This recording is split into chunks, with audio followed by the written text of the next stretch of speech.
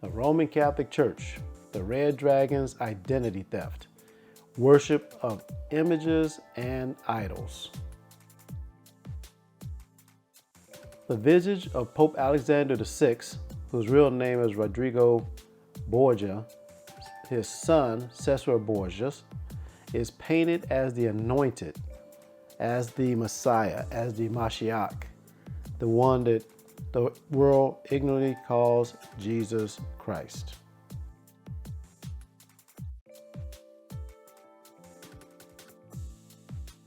And this is told to us in the book of the Wisdom of Solomon, chapter 14, verses 8 to 17.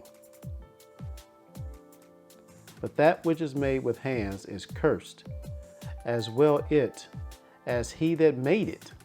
He, because he made it, and it, because being corruptible, it was called God. Verse 9. For the ungodly and his ungodliness are both alike hateful unto the Most High. Verse 10. For that which is made shall be punished together with him that made it. Verse 11.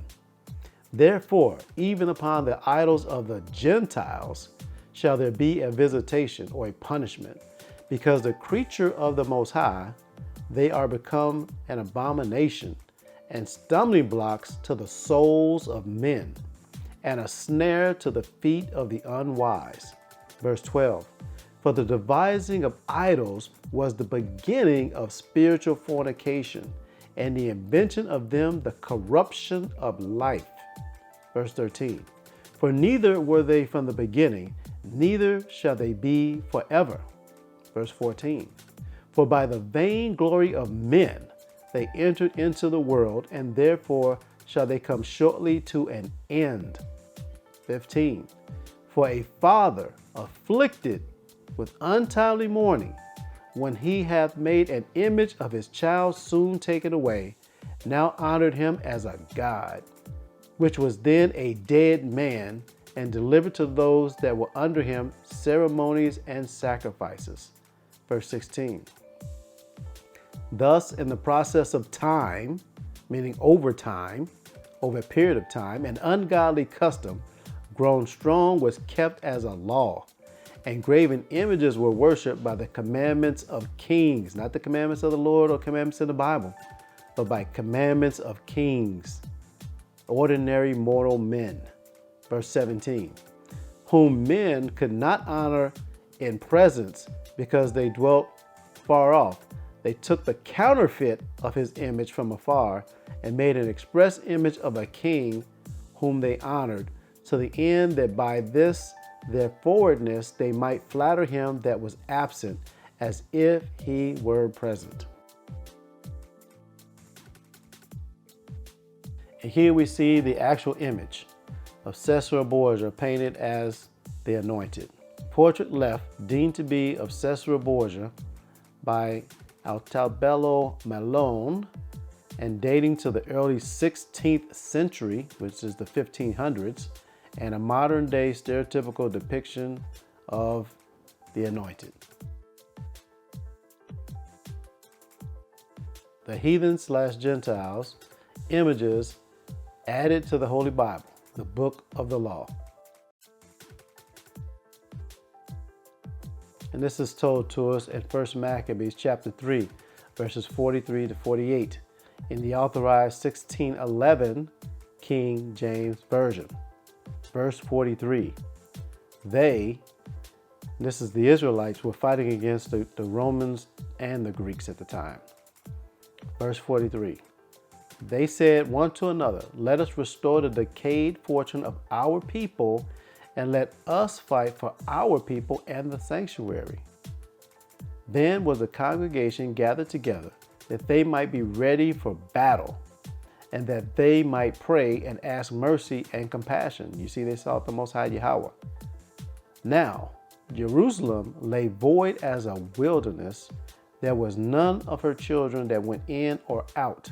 The sanctuary also was trodden down, and aliens kept the stronghold. These are those heathen. Here we go. The heathen, the Greco-Romans of that time, had their habitation in that place, And joy was taken from Jacob, from the 12 tribes, and the pipe with the harp ceased. Wherefore the Israelites assembled themselves together and came to Mizpah over against Jerusalem. For in Mizpah was the place where they prayed aforetime in Yisrael. Then they fasted that day and put on sackcloth and cast ashes upon their heads and rent their clothes and laid open the book of the law, the Holy Bible we call today, wherein the heathen had sought to paint the likeness of their images. And we're going to see some of those images that continue on today because it's in their power to do so. This is the image of one of the pages in the 1611 King James Version Bible. You see the likeness of European images. Remember, the scribes wrote the scriptures. They did not paint pictures. They wrote the text of the scriptures over and over and over again to have multiple copies.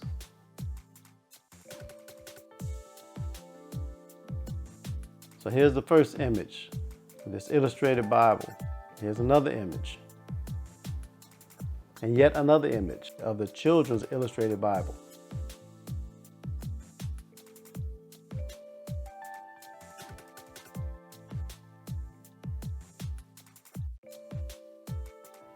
And here's some more images from inside one of these Bibles.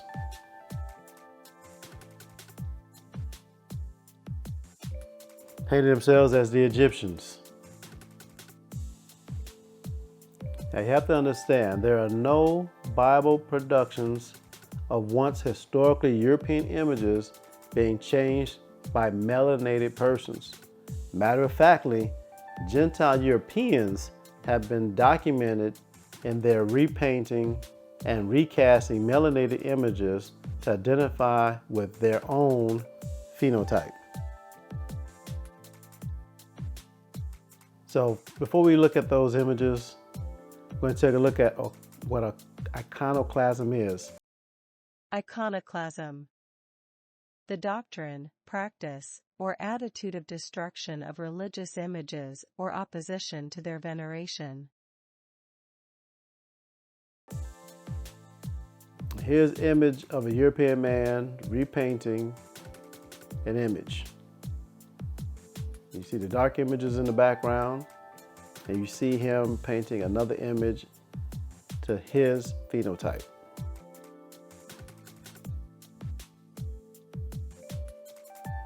Now we're going to take a look at their own records, the Catholic Encyclopedia on the subject of iconoclasm, where it shows you and proves to you that Roman Catholics practice the worship of images and idols. They also hold on to what they call relics. They claim to have a lot of things. John the Baptist's fingers, different apostles or the disciples' heads. They claim to have the body of Peter. And they also like to place a relic inside each one of their altars in their churches. This is on record if you do the research.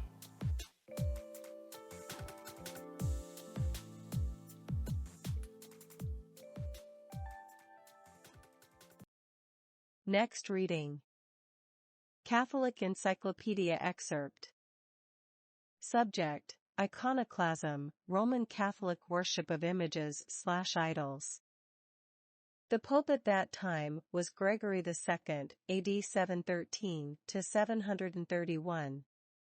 Even before he had received the appeal of Germanus, a letter came from the emperor commanding him to accept the edict, destroy images at Rome, and summon a general council to forbid their use.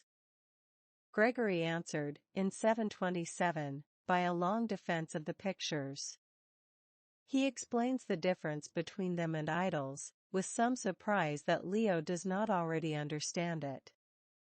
He describes the lawful use of, and reverence paid to, pictures by Christians. The term is used interchangeably with Catholics. He blames the emperor's interference in ecclesiastical matters and his persecution of image worshippers. A council is not wanted. All Leo has to do is to stop disturbing the peace of the church. As for Leo's threat that he will come to Rome, break the statue of St. Peter, apparently the famous bronze statue in St. Peter's, and take the Pope prisoner, Gregory answers it by pointing out that he can easily escape into the Campania, and reminding the emperor how futile and now abhorrent to all Christians was Constance's persecution of Martin I. He also says that all people in the West, Europeans of that time, detest the emperor's action and will never consent to destroy their images at his command. Gregory II, Epistle. I ad Leonum. The emperor answered, continuing his argument by saying that no general council had yet said a word in favor of images, that he himself is emperor and priest, Basilius Caelirius, in one, and therefore has the right to make decrees about such matters. Gregory writes back regretting that Leo does not yet see the error of his ways. As for the former general councils, they did not pretend to discuss every point of the faith. It was unnecessary in those days to defend what no one attacked.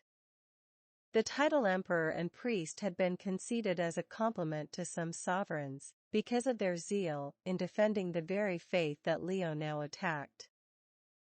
The Pope declares himself determined to withstand the emperor's tyranny at any cost, though he has no defense, but to pray that Christ will send a demon to torture the emperor's body.